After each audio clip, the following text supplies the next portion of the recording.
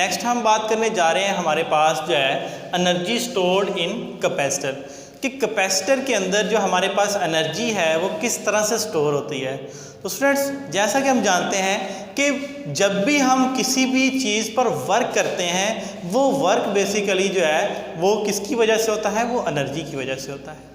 तो अब यहाँ पर आपको जैसा कि देख रहे हैं कि हमने कैपेसिटर देखा है कि कैपेसिटर पे फिर एनर्जी कैसे स्टोर होगी। एनर्जी बेसिकली क्या चीज़ है, हम कहते हैं energy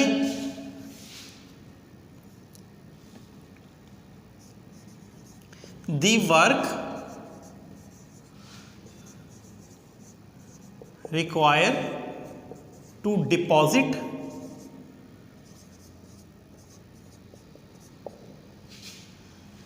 a charge on the plate of capacitor। Students, हम सिंपली इसको ये कहेंगे कि the work required to deposit a charge on the plate of capacitor. Capacitor की प्लेट के ऊपर जो चार्ज को स्टोर करवाने के लिए यानी डिपॉजिट करवाने के लिए हमें रिक्वायर जो एनर्जी है उस एनर्जी को हम क्या करते हैं, इलेक्ट्रिक पोटेंशियल एनर्जी। तो वो पोटेंशियल एनर्जी हमने देखना है कि स्टोर्ड इन कैपेसिटर, कैपेसिटर पर कैसे स्टोर होती है।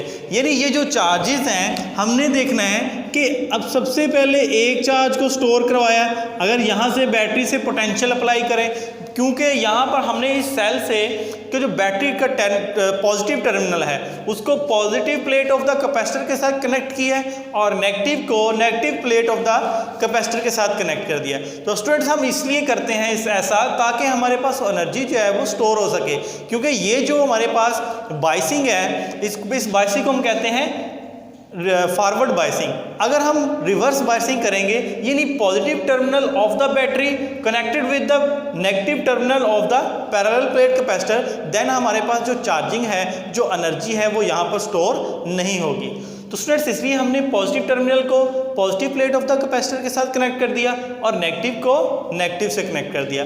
अब देखें यहाँ पर जैसे ही हम पोटेंशियल अप्लाई करेंगे स्टूडेंट्स, हमने सर्किट के अंदर हमने एक रेजिस्टेंस लगाई है, यहाँ पर हमने पैरेलल प्लेट कैपेसिटर लगाया है with the dielectric which is placed between the parallel plate capacitor. तो यहाँ पर हमने स्विच लगा दिया एस, जिसकी मदद से हम क्या कर सकते हैं, अपनी मर्जी से सर्किट को ऑन या ऑफ कर सकते हैं और रिक्वायर हमारे पास जो टाइम है अपने टाइम के मुताबिक हम इसकी चार्जिंग और डिस्चार्जिंग को कंट्रोल कर सकते हैं। तो स्टूडेंट्स, हमने स्विच एस को क्लोज किया, पोटेंशियल यहाँ से अप्लाई किया और रेजिस्टेंस लगाई है ताकि हम यहाँ पर करंट की वैल्यू को क्या कर सकें, कंट्रोल कर सकें। तो स्टूडेंट्स देखें, अब यहाँ पर हमने देखना है जैसे ही पोटेंशियल अप्लाई हुआ तो यहाँ पर आहिस्ता आहिस्ता क्या है, पहले एक चार्ज था, फिर दो चार्ज, 3, 4, 5। तो स्टूडेंट इसमें चार्ज जो है वो डिपॉजिट होना शुरू हो गए। अब जो चार्जिंग का प्रोसेस है स्टूडेंट वो ऐसे ही होता है, या एनर्जी को स्टोर करने का वर्क का जो हमारे पास प्रोसेस है इसी तरह होता है। जैसे मिसाल के तौर पर यहाँ पर अगर मैं कहूँ कि ये मेरे पास एक सिलेंडर है, इस सिलेंडर के अंदर मैंने पाइप लगा दिया और इस पाइप के ज़रिए मैं गैस को फिल कर रहा हूँ। अब इस गैस के जो पार्टिकल्स हैं स्टूडेंट, हम स्टार्ट में देखते हैं जब हम सिलेंडर के अंदर जब भी गैस को फिलअप करते हैं तो पहले जो गैस की जो हमारे पास जो स्पीड है वो क्या होती है, ज़्यादा होती है। यानी स्टार्ट में इनिशियली क्या है, हमारे पास कोई मौजूद नहीं है इसके अंदर गैस के पार्टिकल। जैसे ही हम यहाँ से पाइप के ज़रिए इसमें गैस फिलअप करेंगे तो यहाँ पर हमारे पास आहिस्ता आहिस्ता इसमें पार्टिकल्स आना शुरू हो जाएंगे। तो स्टूडेंट, जितने यहाँ पर गैस के पार्टिकल्स आते जाएंगे उतना इसके अंदर प्रेशर इंक्रीज होता जाएगा। क्यों? क्योंकि जितने पार्टिकल्स आपके पास एडअप होते जाएंगे उतना ये जो वाल्स ऑफ द कंटेनर है, कंटेनर की वाल के साथ कोलाइड करेंगे और जितना कोलाइड करेंगे उतना ये प्रेशर एक्सर्ट करेंगे। तो इसके अंदर प्रेशर आहिस्ता आहिस्ता बढ़ता चला जाएगा। यानी इनिशियल स्टेज पे हमारे पास स्पीड जो है इसकी क्या होगी, गैस की ज़्यादा होगी। आहिस्ता आहिस्ता क्या है, जैसे ही हमारे पास जो इसकी क्वांटिटी है गैस की बढ़ती जाएगी तो प्रेशर डिक्रीज होता चला जाएगा। तो स्टूडेंट्स, इसी तरह हमारे पास यही प्रोसेस होता है चार्जिंग और डिस्चार्जिंग का। और एनर्जी आहिस्ता आहिस्ता पहले स्टार्ट में जो है वो क्या है, ज़्यादा तेज़ी के साथ जो है, जहाँ पर पॉजिटिव आ गया स्टोर हो गया। उसके बाद सेकंड वाला आया, अब सेकंड वाले चार्ज को यहाँ पर आपको डिपॉजिट करवाने के लिए यहाँ से ज़्यादा पोटेंशियल देना पड़ेगा। क्यों? क्योंकि यहाँ पर एक पहले पॉजिटिव मौजूद है, अब नेक्स्ट पॉजिटिव आएगा तो उसको रिपल्शन का सामना करना पड़ेगा, यानी रिपल्शन होगी। इसका मतलब आपको उसके ऊपर डिपॉजिट करवाने के लिए ज़्यादा पोटेंशियल रिक्वायर है, ज़्यादा वर्क रिक्वायर है। तो हमने वही बात की है कि the work required to deposit a charge on the parallel plate capacitor is called, वो हमारे पास क्या होती है? एनर्जी। उसी एनर्जी की हम उसे क्या कहते हैं? Electric potential energy. तो स्टूडेंट्स अब देखते हैं, अब यहाँ पर हमने कहा कि इनिशियल स्टेज पे तो वैल्यू ऑफ चार्ज क्या होती है? जीरो होती है। अब देखें पोटेंशियल की वैल्यू यहाँ पर इंक्रीज और डिक्रीज होती रहेगी। क्यों? क्योंकि पहले चार्ज को स्टोर करवाने के लिए कम पोटेंशियल रिक्वायर था, अब नेक्स्ट चार्ज को डिपॉजिट करवाने के लिए मुझे ज़्यादा पोटेंशियल रिक्वायर है। उससे नेक्स्ट आहिस्ता आहिस्ता क्या है, जैसे हमारे पास डेपोजिशन जो है ऑफ चार्जेस बढ़ती जाएगी, उसी तरह पोटेंशियल की वैल्यू भी क्या होगी? वो बढ़ती चली जाएगी। अब देखें पोटेंशियल की वैल्यू क्या कर रही है? वेरी कर रही है, चेंज हो रही है। तो हम क्या कहेंगे कि इसका किसी भी एक एग्जैक्ट हमें पोटेंशियल का नहीं पता कि यहाँ पर एग्जैक्टली यहाँ पर कितना पोटेंशियल मौजूद है, तो हम क्या कहेंगे? हम इसका एवरेज कैलकुलेट करेंगे। इनिशियल स्टेट पर स्टूडेंट हमारे पास जो हम यहाँ पर लिखते हैं एवरेज ऑफ पोटेंशियल, पोटेंशियल का हमारे पास जो एवरेज है स्टूडेंट्स वो क्या है? इनिशियल और आफ्टर द टाइम टी, कुछ टाइम पास होने के बाद पोटेंशियल की वैल्यू क्या हो जाती है? वो हमारे पास v हो जाती है यहाँ। तो v की हम कहेंगे इनिशियल प्लस फाइनल क्या है? v divided by 2। तो ये हमारे पास क्या है? ये पोटेंशियल का एवरेज निकल आएगा। तो स्टूडेंट्स ये हमारे पास क्या बन गया? 1/2v। तो ये हमने एवरेज पोटेंशियल कैलकुलेट कर लिया। तो स्टूडेंट्स नेक्स्ट हम देखा कि हमने पोटेंशियल जो है वो क्या होता है? पोटेंशियल बेसिकली होता है कि वर्क पर यूनिट चार्ज, यानी एक चार्ज को डिपॉजिट करवाने के लिए जितना वर्क रिक्वायर है वो वर्क बेसिकली क्या है? पोटेंशियल कहलाता है। अब पोटेंशियल, अब यहाँ से वर्क की वैल्यू क्या है? W इज इक्वल टू क्या आ जाएगा? QV के। अब स्टूडेंट्स W हमारे पास क्या है? वर्क है। वर्क किसकी वजह से हो रहा है? अब वर्क के लिए हमने जो वर्क किया है वो वर्क जो बेसिकली इस पर किस फॉर्म में जमा हो गया, किस फॉर्म में स्टोर हो गया? वो एनर्जी की फॉर्म में। तो हम कहेंगे ये हमारे पास क्या है? एनर्जी है, एनर्जी स्टोर्ड इन कैपेसिटर। तो स्टूडेंट्स यहाँ देखिए हमने देखा कि W is equal to QV। अब देखिए Q हमारे पास क्या है? चार्ज है, और V हमारे पास क्या है? Average potential, average potential difference. तो स्टूडेंट्स एवरेज पोटेंशियल डिफरेंस वो हमने क्या वैल्यू कैलकुलेट किया है? Half V।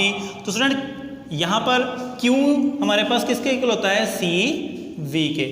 अब Q इज इक्वल टू क्या आ गया? CV, और यहाँ पर इसको प्लेस करेंगे CV, और एवरेज पोटेंशियल हमारे पास क्या आ गया? Half of V। तो स्टूडेंट्स ये हमारे पास क्या बन जाएगा? हाफ CV का स्क्वायर। अब ये हमारे पास क्या आ गई? एनर्जी की वैल्यू आ गई। नेक्स्ट हम देखिए स्टूडेंट्स, यहाँ पर हमने बात की है कि इस सर्किट में हमने पैरेलल प्लेट कैपेसिटर लिया है, उसमें डाइलेक्ट्रिक को प्लेस कर दिया। अब डाइलेक्ट्रिक को प्लेस करने से पिछले टॉपिक में हमने इफेक्ट देखा कि जो कैपेसिटेंस होती है स्टूडेंट्स, हमारे पास कैपेसिटेंस विद डाइलेक्ट्रिक हमारे पास A epsilon naught epsilon R divided by D की होती है। अब ये हमारे पास C की वैल्यू आ गई कैपेसिटेंस की। इसी तरह स्टूडेंट्स इसको हम क्वेश्चन नंबर 1 का नेम दे देते हैं, और हमारे पास जो V की वैल्यू है, हमने देखा कि हमारे पास जो V की वैल्यू है वो E इज इक्वल टू क्या होता है? E is equal to V over D with small distance. अब देखिए यहाँ पर रीअरेंज करते हैं, V is equal to E D के आ जाएगा, इसको इक्वेशन नंबर 2 का नेम देते हैं। तो स्टूडेंट्स अब इसी इक्वेशन को हम इक्वेशन नंबर 1 के अंदर एक हमारे पास ये इक्वेशन आ गई, यानी वैल्यू ऑफ V कह देते हैं, ये वैल्यू V है, और वैल्यू ऑफ C, इन दोनों को हम प्लेस करते हैं इक्वेशन नंबर 1 में। तो by placing value of C and V in 1, equation number 1 में हम C और V की वैल्यू को स्टूडेंट्स प्लेस करते हैं, तो हमारे पास एनर्जी आ जाएगी स्टूडेंट्स, एनर्जी क्या बन जाएगी? हाफ C की वैल्यू क्या आ जाएगी हमारे पास? C हमारे पास है A epsilon naught epsilon R divided by D, और स्टूडेंट्स v की वैल्यू हमारे पास क्या आ जाएगी, क्योंकि यहाँ पर v का स्क्वायर है तो हम इस इक्वेशन का स्क्वायर ले लेंगे, तो ये हमारे पास ई स्क्वायर डी स्क्वायर हो जाएगा। तो स्टूडेंट एक डी से कैंसिल आउट हो जाएगा। अब देन हम क्या करेंगे कि यहाँ पर हमारे पास हाफ, अब जो चीज़ रह गई वो हमारे पास क्या बन जाएगी, एप्सिलॉन नॉट एप्सिलॉन आर, ए को हम इस डी के साथ लिख लेंगे, ई स्क्वायर ए डी, इन दोनों को कंबाइन कर लें तो ये हमारे पास क्या आ गई, एनर्जी की वैल्यू आ गई।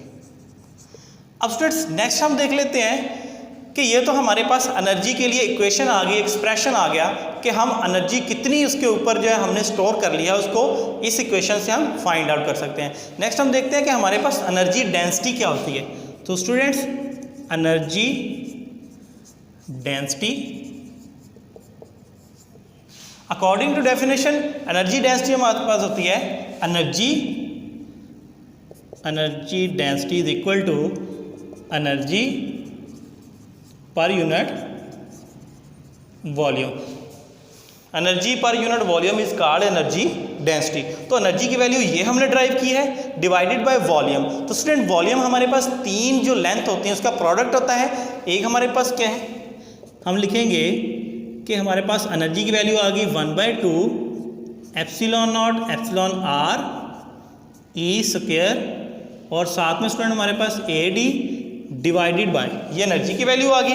नीचे लिखेंगे वॉल्यूम। वॉल्यूम हमारे पास क्या होता है, ए डी, क्योंकि volume is the product of three values. एक हमारे पास क्या, एरिया में हमारे पास दो हाइट्स होती हैं, एक लेंथ होती है एक विड्थ होती है, और साथ में ये डिस्टेंस मिलाकर तीन हाइट्स हो गई। अब तीन लेंथ्स का जो प्रोडक्ट होता है वो हमारे पास वॉल्यूम होता है स्टूडेंट्स। तो यहाँ पर ये volume A D cancel with the A D, तो हमारे पास remaining amount 1/2 epsilon naught epsilon R E square. तो स्टूडेंट्स ये हमारे पास क्या आ गई, एनर्जी डेंसिटी। एनर्जी डेंसिटी की क्वेश्चन ड्राइव कर लिया हमने। तो यहाँ तक हमारे पास जो है topic energy stored in capacitor जो है वो कंप्लीट हो गया। नेक्स्ट हम बात करेंगे इंशाल्लाह charging and discharging of the capacitor. Thank you so much, अल्लाह हाफिज़।